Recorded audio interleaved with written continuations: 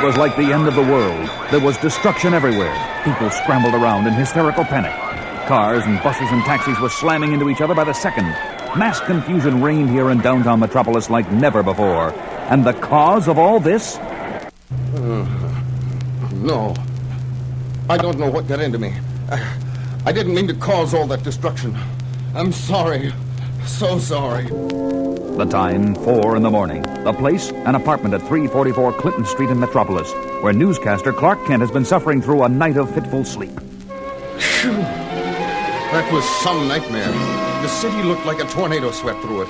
The only trouble was, I was the tornado. After waking up from something like that, I could use a breath of fresh air. The man that gets out of bed is accustomed to having the problems of the world upon his massive shoulders, whether asleep or awake.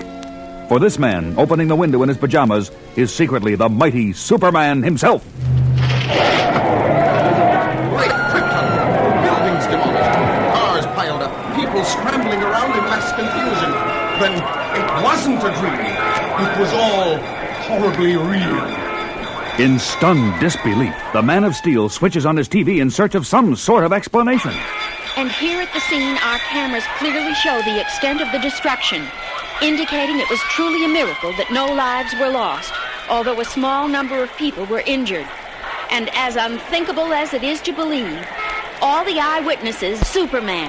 That's impossible. I was here asleep. The mayor and law enforcement officials are said to be meeting right now to discuss what sort of action should be taken against Superman for this despicable display of superpowers on a rampage. As soon as a decision is reached, WGBS TV will relay the information to you viewers. This is Lois Lane, here in the wake of chaos on 3rd Avenue, returning you now to our studios. Thank you, Lois. We'll have more news after this commercial word. Friends, do you ever worry about perspiration odor? At least I think I was here asleep. Is it possible, conceivable, that I sleepwalked out of my apartment and went berserk as Superman? Could the memory of my rampage be so unbearable I blotted it out, thinking it was only a dream? But wait, I've just been handed a bulletin. A small army of police have surrounded the laboratory retreat of arch-criminal Lex Luthor. All efforts to force him out in the open have been stymied by Luthor's arsenal of super-scientific weapons. Ordinarily, the police force would broadcast a plea to Superman for help. But in view of his recent wild rampage... If it was me on that rampage, I should turn myself in. But not while Lex Luthor is still at large. Bringing in that fiend may be my last official act as Superman, but it's got to be done. And now...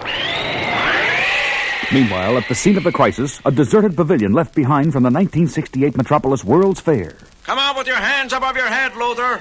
We've got you completely surrounded, and more reinforcements are on the way.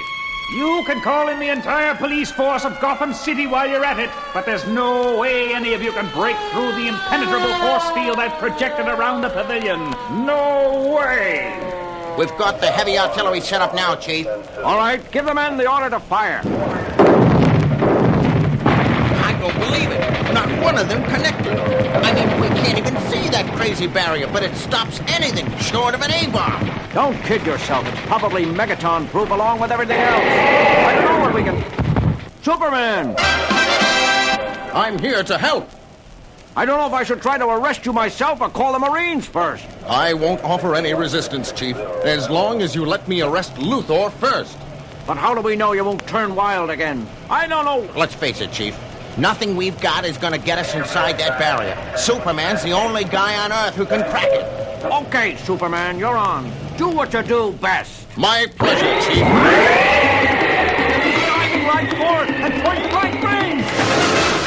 He went right through it, like it wasn't even there. Why do you think they call him Superman, Chief?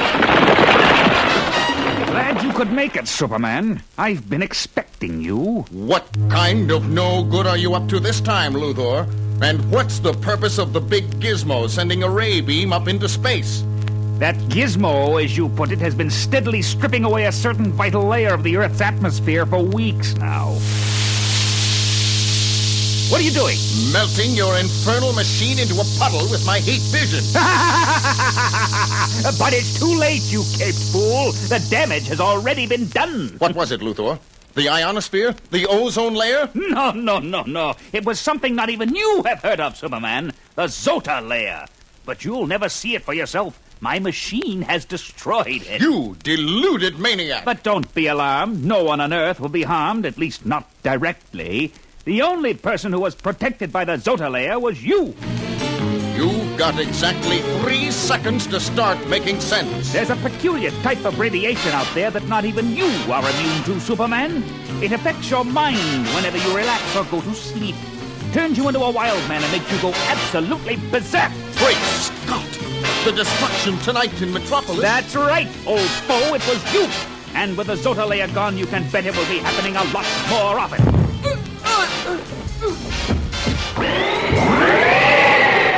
Look, Chief! Superman did it!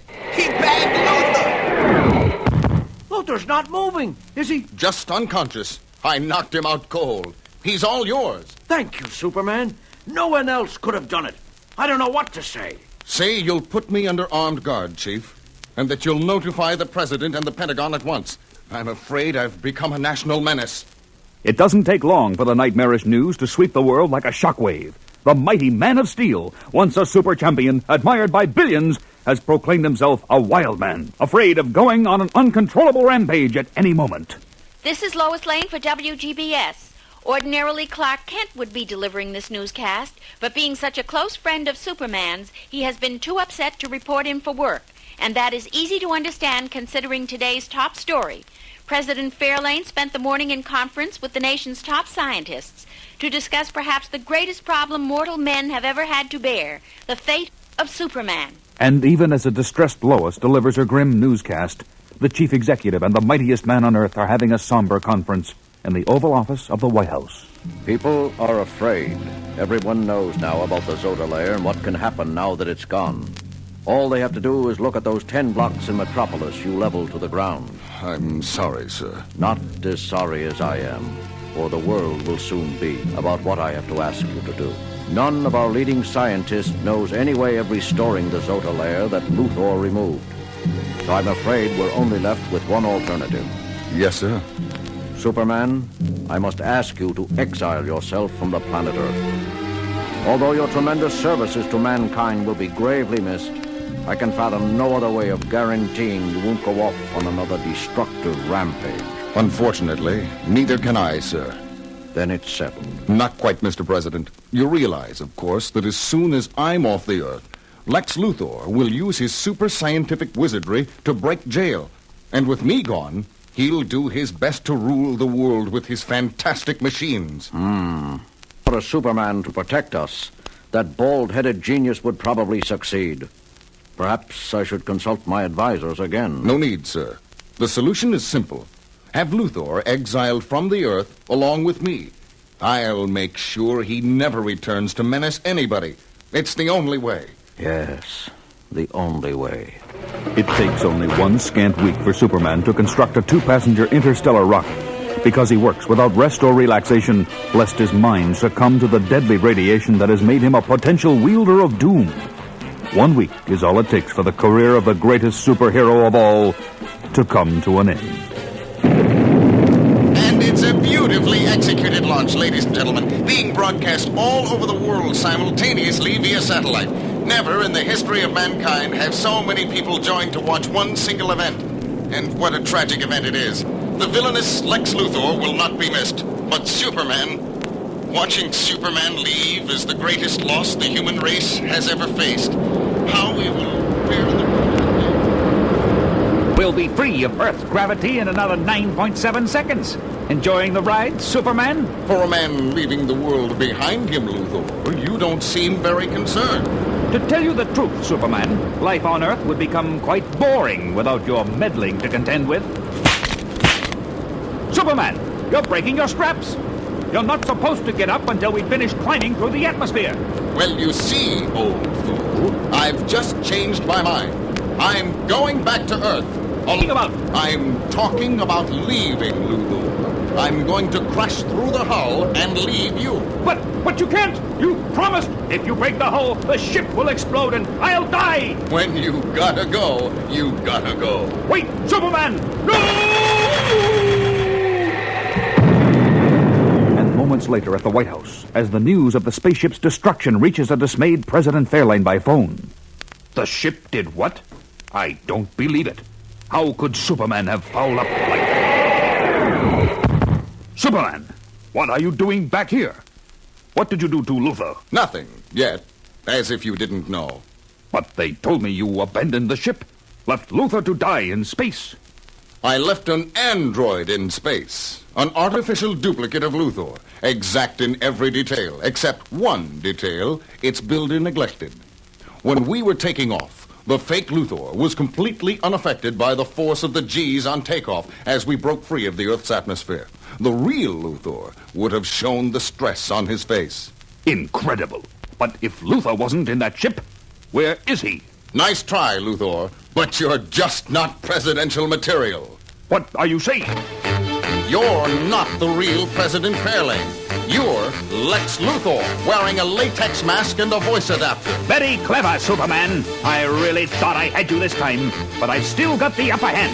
How's that? Only I know where I've hidden the real President Fairlane. And unless you let me go free, I'm not talking. Is that right? Oh, my face. It feels so hot under this mask. I've got to take it off. You'll never make it, Luthor. I'm using my heat vision to melt your President Fairlane mask. Please, stop. It feels like 10 sunburns at once. The mask is so hot and gooey. Sure, I'll stop.